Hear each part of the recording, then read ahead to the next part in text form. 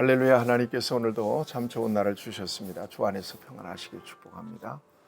오늘 하나님께서 우리에게 주시는 말씀은 욥기서 34장 21절에서 37절까지는 말씀입니다. 믿음은 하나님께서 우리에게 주신 특별한 선물입니다. 믿음이라고 하는 것은 단순한 지적 동의가 아닙니다. 하나님과 나와의 전인적인 만남이죠. 이것은 노력으로 된 게 아닙니다. 또 공부해서 된 것도 아니고요. 또 내가 그렇게 하고 싶어서 믿고 싶어서 믿은 것도 아닙니다. 의지로 된 것도 아닙니다. 순전히 하나님께서 수많은 사람들 가운데서 나를 불러내셔서 만나주신 겁니다. 그래서 믿음은 오롯이 하나님이 내게 주신 은혜죠. 자, 하나님을 만난 이후에 저와 여러분들의 삶의 방향과 목적은 하나님께로 정해졌습니다. 누구를 위해 삽니까? 무엇을 위해 먹고 마십니까? 백문일답이죠. 하나님의 영광을 위하여. 그렇게 살아도 하나님께서 예수님을 통해 저와 여러분들을 구속하시고 자녀 삼아주신 은혜를 다 보답할 수는 없습니다.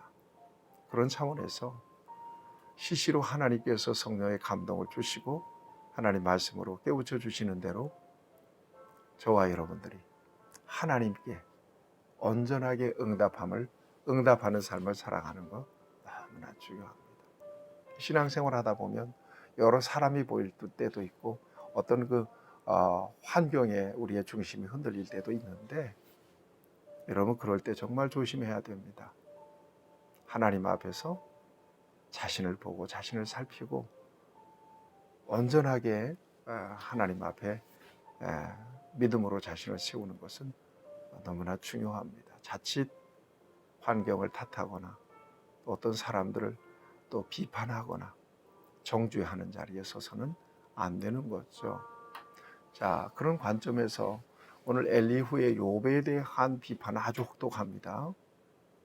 욥은 대단히 위선을 떨고 있는 것처럼 엘리후의 눈에 보였어요. 그래서 앞에서 욥의 말한 것들을 꼭 집어서 논박하고 반박하지 않습니까? 도저히 욥의 말을 이해할 수 없다고 고개를 쌀쌀 내두르고 있지 않습니까? 그러면서 하나님은 이런 하나님인데 적어도 하나님의 관점에서 욥을 바라보면 욥은 너무나 잘못됐다. 그럴 수는 없는 거다. 이런 이야기를 지금 엘리후가 욥을 향하여 하고 있는 것입니다. 오늘 본문 말씀에도 보면 하나님은 바로 이런 하나님이다. 이런 하나님 앞에서 욥의 말은 가증스럽기 그지 없다는 그런 투의 비판을 계속하고 있습니다. 여러분 오늘 21절 말씀을 보세요. 하나님에 대한 엘리후의 말입니다.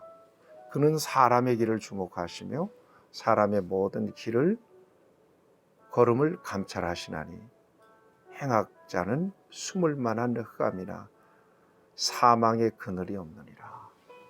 하나님은 인생을 감찰하시는 분이십니다. 동의하시죠? 행악자가 숨을 곳이 있습니까? 하나님 앞에서 피할 곳이 있겠느냐고요. 하나님 앞에서 저와 여러분들은 숨을 곳이 없는 그런 사람으로 하나님은 저와 여러분들을 감찰하고 계시는 분이십니다. 뿐만 아닙니다. 23절 이하에 보면 하나님이 심판하시는데 악인을 심판하시죠. 절차와 과정이 필요 없어요.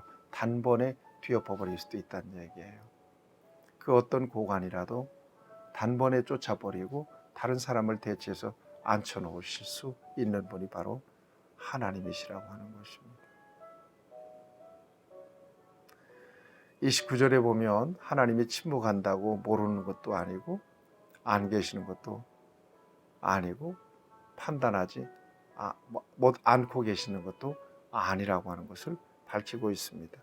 주께서 침묵하신다고 누가 그를 정죄하며 그가 얼굴을 가리신다면 누가 그를 비울 수 있으랴. 그는 민족에게나 인류에게나 동일하게 우리 하나님의 공의는 적용되고 있다는 사실을 엘리후는 말하고 있습니다. 그러면서 여러분 31절 보세요. 이렇게 회개해야 되지 않겠느냐는 것이에요. 회개의 모범이라고 해야 될까요? 적어도 욥은 이렇게 회개할 수 있어야 된다. 뭐냐? 그대가 하나님께 아뢰기를 내가 죄를 지었사오니 다시는 범죄하지 않겠나이다. 내가 깨닫지 못하는 것을 내게 가르쳐 주세요. 내가 악을 행하였으나 다시는 아니하겠나이다 하였는가? 이런 회개가 필요하다는 것입니다. 내가 잘못했습니다. 용서해 주세요. 뭐 그러잖아요. 옛날 우리 부모님들에게 혼날 때 싹싹 빌면서 잘못했어요. 내가 어떤 죄를 지었는지 하나님이 가르쳐 주십시오. 다시는 죄를 짓지 않겠습니다. 그렇게 다짐해야 옳다는 거예요. 그런데 욥은 자신의 의마를 하나님 앞에서, 그 공의로우신 하나님 앞에서, 감찰하시는 하나님 앞에서 자신의 의만 드러내고 있다는 거죠.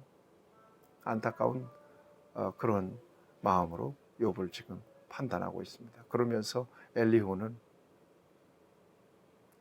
욥의 시련이 금방 끝나지 않을 것이다. 또 욥의 시련, 욥에 대한 하나님의 심판은 끝까지 갔으면 좋겠다 하는 그런 정말 혹독한 저주 가까운 비판을 쏟아내고 있습니다. 여러분 33절을 보세요. 슬기로운 자와 내 말을 듣는 지혜 있는 사람은 반드시 내게 말하기를 욥이 무식하게 말하니 그의 말이 지혜롭지 못하도다 하리라. 무식한 소리를 하고 있다고. 그러면서 나는 욥이 끝까지 시험받기를 원하노니 이는 그대의 답이 악인과 같음이라. 참 혹독합니다. 그렇지 않아도 그 시련 가운데서 고난 가운데서 몸부림하고 있는 욥은 엘리후의 이 말 앞에서 정말 더 무너졌을 거라는 생각이 듭니다. 정리해봐요. 신앙은 각자란 말이에요. 한 분 하나님인데 하나님을 만난 자리가 달라요. 하나님을 경험하는 현장도 달라요. 또 하나님을 이해하고 또 하나님 앞에서 반응하는 수준이 또 다르단 말이에요. 일괄적으로 다 적용하기는 어렵습니다. 다 신앙의 편차가 있기 때문에 그렇죠. 그런 차원에서 그 고난 속에서 자신의 고난을 바라보는 욥의 관점이 있고요. 또 옆에서 욥의 고백을 듣고 또 욥의 모습을 모니터하면서 그를 판단하고 있는 엘리후의 관점이 있는 거예요. 근데 다 틀리지 않습니다. 옳아요. 엘리후의 말이 지금 하나 틀린 게 있습니까? 하나님은 그런 하나님이십니다. 그렇지만 앞에서 말씀드린 대로 신앙이라고 하는 것은 개인적으로 내게 주신 은혜에 대한 응답이란 말이에요. 그러니까 자기 자신에게 적용해야 되고요. 자기 자신이 하나님 앞에 자신을 세워서 응답하는 삶을 살아가는 것이 우리의 신앙입니다.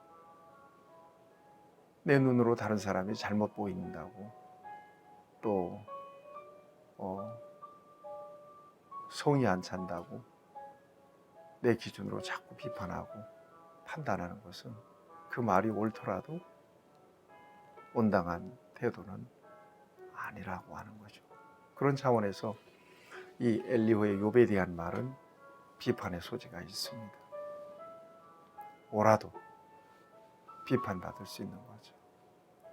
이런 차원에서 기독교 진리의 핵심은 사랑이라고 하는 것을 생각하면 여러분 생각하세요. 십자가는 하나님의 공의와 사랑이 만족된 완전한 사건이란 말이죠. 여기에 사랑이 공의에서 사랑이 빠졌다면 그건 완전한 구원, 우리에게 구원의 능력이 될 수가 없습니다.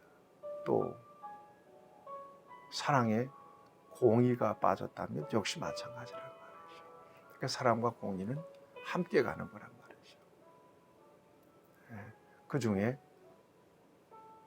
제일은 사랑이죠. 그런 차원에서 이 엘리후의 욥에 대한 비판은 너무나 혹독한 비판입니다. 여러분, 오늘 저와 여러분들이 살아가면서 하나님 앞에서 저와 여러분들의 자신들을 세우고 그리고 우리를 향하신 하나님의 선하신 계획을 오늘 우리의 삶의 자리에서 깨닫고 그리고 움직이는 거예요. 그 뜻을 따라. 이거 굉장히 중요합니다. 다른 사람이 눈에 들어올 때도 있습니다. 다른 어떤 환경과 어떤 상황이 우리의 마음을 불편하게 요동치게 만들 수도 있습니다. 그렇지만 중요한 것은 자기 자신입니다. 남 볼 게 아니라는 거죠. 그러거나 말거나 그에게 주신 은혜를 따라 그 역시 하나님 앞에서 살아가는 거고요. 나 역시 하나님 앞에서 살아가는 건데 지나치게 자신의 주관적 기준으로 무엇보다 사랑이 빠진 그런 기준으로 다른 사람들을 정죄하고 판단하는 것은 결코 바람직하지 못합니다. 공의로우신 하나님 앞에서 오늘도 자신을 세우고 두렵고 떨리는 마음으로 하나님을 경외하는 믿음으로 하나님께 기쁨이 되는 그런 저와 여러분들이 될 수 있기를 간절히 바랍니다. 자비하신 아버지 하나님, 부족한 우리를 불러서 자녀 삼아 주셨습니다. 놀라운 은혜입니다. 하나님의 영광을 위해서 우리의 일생을 응답으로 살아갈 수 있기를 원합니다.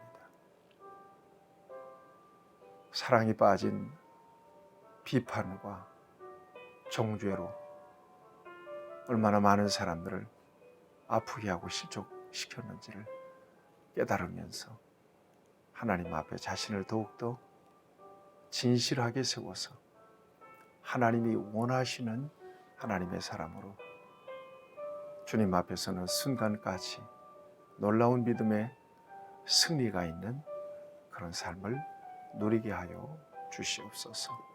오늘 우리를 축복하심을 감사하오며 예수 그리스도의 이름으로 기도하옵나이다. 아멘.